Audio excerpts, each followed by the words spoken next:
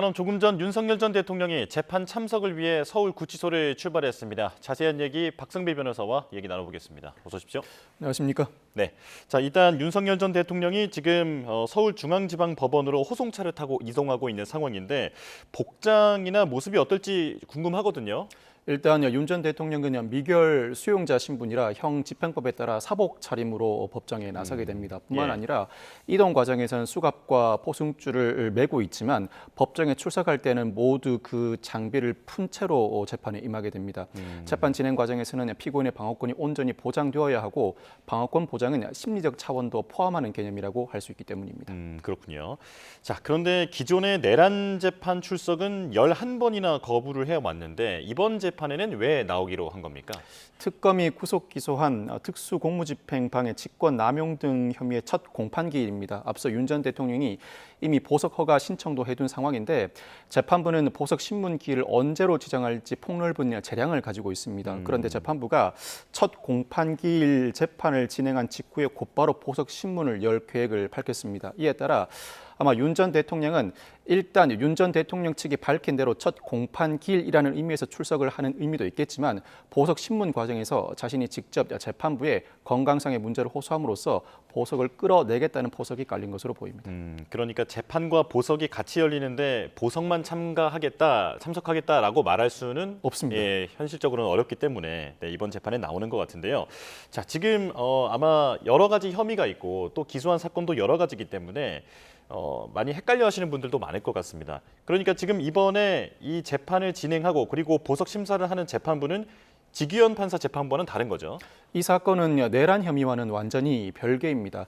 기소된 공소 사실이 모두 5가지인데 주요 공소 사실은 지난 1월 공수처에 체포영장 집행을 저지한 특수 공무집행방해, 또한 국무위원들 일부에게만 비상계엄 선포와 관련해 사전 고지함으로써 국무회의에 참여하지 못한 국무위원회 심의 의결권을 침해한 직권남용, 그리고 계엄 선포문을 사후에 작성했다 폐기한 허위 공문서 작성 행사와 대통령 기록물법 위반, 나아가서 군 사령관들의 비합본 기록 삭제를 지시한 대통령 경호법 위반 교사 등의 혐의가 포함되어 있습니다. 그렇군요. 자, 오늘 특검에서는 박옥수 특검보 등 6명이 참석하고 그리고 윤 전 대통령 측도 이제 변호인단이 참석을 할 텐데 오늘 재판은 어떻게 진행됩니까? 첫 재판인 만큼 먼저 진술 거부권을 고지하고 인정 신문을 하게 됩니다. 이름, 주소지, 본적지를 묻게 되고 이후에 검사가 공소 사실의 요지를 진술합니다. 이에 대해서 변호인 측은 공소 사실을 인정하는지 부인하는지 기본적인 입장을 밝히게 됩니다. 나아가서 검사가 증거 목록을 제출하는데 그 증거 목록 중에서 인정하는 증거, 부인하는 증거를 선별하는 증거 인부 절차를 밟게 됩니다. 전반적으로 윤 전 대통령이 혐의를 부인할 것으로 예상되는 상황이라 대다수의 증거에 대해서 부동의할 가능성이 상당히 높아 보이고 증거를 부동의할 경우에는 향후 증인 신문 순서 등 향후 재판 계획을 수립하는 절차를 밟게 됩니다. 그렇다면 윤 전 대통령이 직접 발언하는 경우도 있을 수 있을까 이게 생각이 드는데 말씀하신 대로라면 어떤 혐의 관련한 피고인의 의견을 밝히는 그런 기회 때는 발언을 할 수도 있겠네요. 보통 인정 신문 때 피고인이 직접 발언하게 되고 통상은 대부분 변호인이 답변하고 주장을 하기 마련입니다. 형사재판 진행 과정 내내 즉 첫 공판 기일을 제외한 형사재판 진행 내내 보통은 변호인이 대응을 하기 마련인데 필요에 따라서는 재판장이 직접 구체적인 사실관계에 대해서 피고인 당사자에게 묻고 답을 듣는 경우도 있습니다. 그렇지만 첫 공판 기일에는 이와 같은 절차가 진행되지 않으므로 통상은 피고인 당사자가 직접 발언하는 경우는 드물다고 할 수 있습니다. 그렇지만 첫 공판 기일이 진행된 이후에 보석 신문 과정에서는 변호인도 나름 여러 가지 주장을 하겠습니다만 피고인 당사자인 윤 전 대통령도 직접 발언 기회를 얻어 발언을 할 가능성이 높아 보입니다. 지금 화면을 보니까 이런 점도 궁금해지는데 이전에 법정에 나섰던 모습 때는 머리도 깔끔하게 손질이 되어 있었고 복장도 단정한 모습이었습니다. 오늘은 어떨까요? 오늘도 머리 손질은 하고 나오지 않을까 싶습니다. 일단 미결 수용자 신분이다 보니 형 집행법에 따르면 미결 수용자는 그 머리카락을 특별한 경우가 아닌 한 짧게 자를 수 없다고 규정하고 있습니다. 즉 머리도 기본적으로 손질을 받을 수 있는 설비가 구치소 내부에도 구비되어 있는데 아마 재판에 출석하고 특히나 중계 방송이 예정돼 있는 상황이라 나름대로는 머리 손질을 하고 나올 가능성이 높아 보입니다. 아, 그렇군요.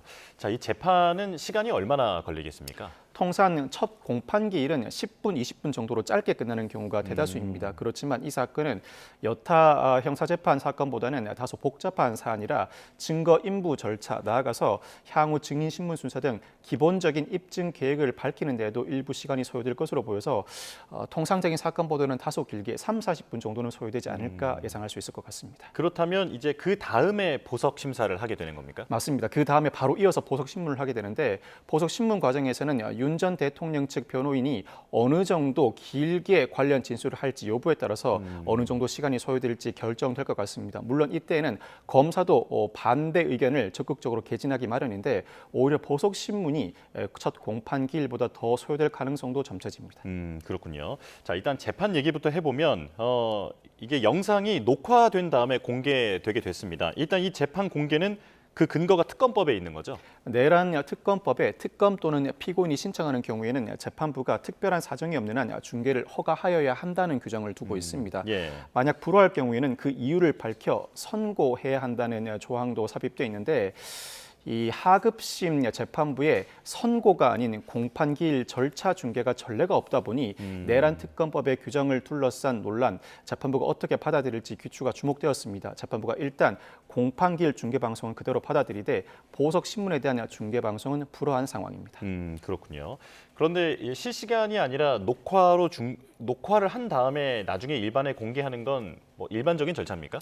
헌법재판소와 대법원 선고, 특히 헌법재판소의 공판기일 진행 과정도 실시간 중계가 아니라 녹화 중계입니다. 즉 시차 중계라고 할 수 있는데 법원이 영상용 카메라를 이용해서 촬영한 다음 이를 언론사에 제공합니다. 이후에 개인 식별 절차를 거치게 됩니다. 즉 개인정보 침해 우려가 없도록 비식별 조치를 취하는 조치를 한 다음에 일반에 송출하게 되는데 이 과정도 사실상 언론사가 작업을 진행해야 합니다. 이후에 일반에 송출되는 과정을 둘러싼 그동안의 전례를 살펴보면 헌법재판소도 실시간 중계가 아닌 녹화 중계를 허용해 왔는데 헌법재판소 재판 진행 과정에서는 재판 이후나 휴정 기간 중에 실시간으로 공개한 것이 아니라 일반의 녹화 중계를 허용하였습니다. 즉 재판이 마친 직후 내지는 중간중간 짧은 휴정 기간 중에 좀 전에 진행되었던 재판 과정을 녹화한 영상이 그대로 송출되는 경향을 밟았습니다. 그렇고 재판이 공개되는 것, 그 명분에 대해서도 좀 설명을 듣고 싶은데 특검은 국민의 알 권리를 고려했다. 그러니까 이걸 공개함으로써 얻는 공익이 더 크다라고 판단을 한 걸까요? 내란 특검법에 다른 법률에는 없는 실시간 중계라는 특이한 조항이 삽입되어 있는 이상 특검 입장에서는 첫 재판부터 이와 같은 조항을 활용하지 않을 이유가 없었던 것 같습니다. 국민의 알 권리 차원에서 충분히 근거가 보강되는 상황이었던 것 같고 재판부도 이를 두고 어떻게 받아들일지 귀추가 주목되었는데 일단 재판부가 이를 받아들였습니다. 예. 참고로 내란 특검법에는 실시간 중계 조항이 삽입되어 있지만 김건희 특검법이나 최상병 특검법에는 관련 조항이 존재하지 않았다가 최근 최근 국무회의를 통과해 공포를 앞둔 개정안에는 관련 조항이 그대로 삽입되었습니다. 향후 김건희 특검법이나 최상병 특검법에 따른 관련 재판에서의 실시간 중계 신청과 허가 여부도 역시 귀추가 주목됩니다. 그렇군요. 자, 그런데 법원은 보석 신문도 함께 진행하면서도 이 중계는 허용하지 않았습니다. 이유를 오늘 직접 밝힌다고 하는데 어떤 이유가 추정됩니까? 보석 신문 과정에서는 건강상의 사유나 가족 관계 등이 폭넓게 논의되게 됩니다. 이는 비교적 개인의 사생활 영역이다 보니 불허하였을 가능성이 상당히 높아 보입니다.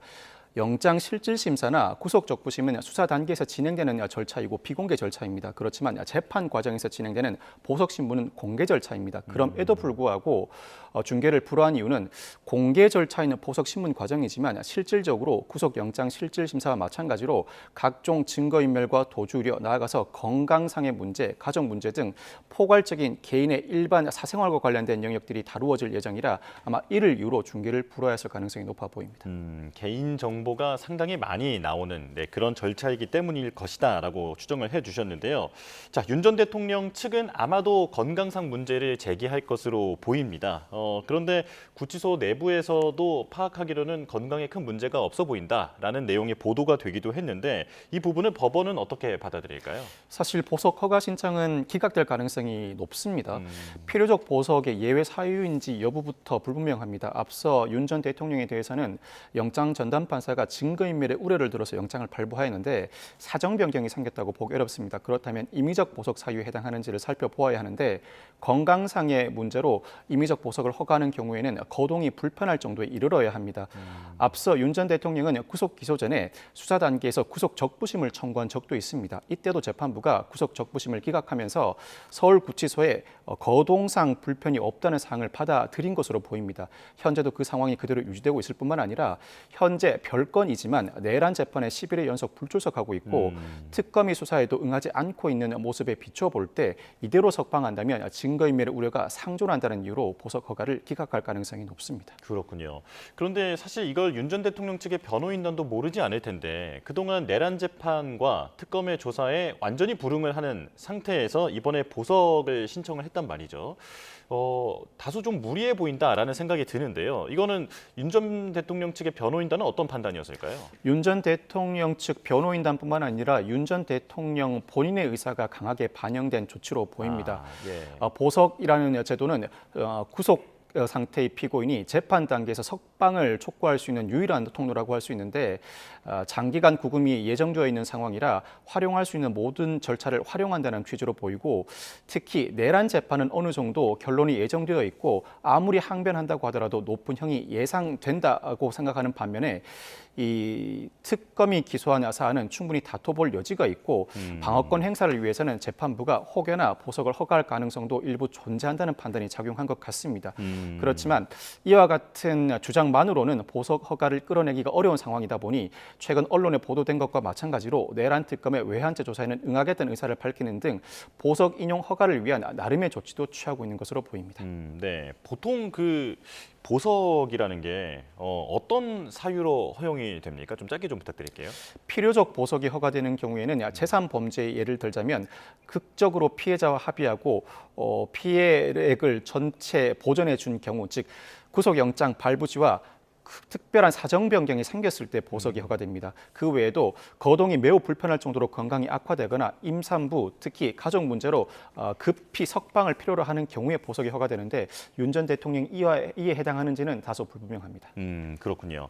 자, 그러니까 정말로 이제 풀려나지 않으면 안 될 만한 상황이 법원도 인정을 해야 한다라는 건데 그런데 윤 전 대통령 측이 요즘에 밝히는 그런 입장을 보면 앞으로 특검의 조사라든지 재판에 대해서 조금 협조적인, 앞으로 그렇게 협조할 것 같은 메시지를 좀 내고 있거든요. 이것도 당연히 보석 심사를 앞두고 어떤 스탠스 변화를 주고 있다 이렇게 봐야 할까요? 보석 심사를 앞두고 나름대로의 메시지를 주고 있다고 봐야 할 것 같습니다.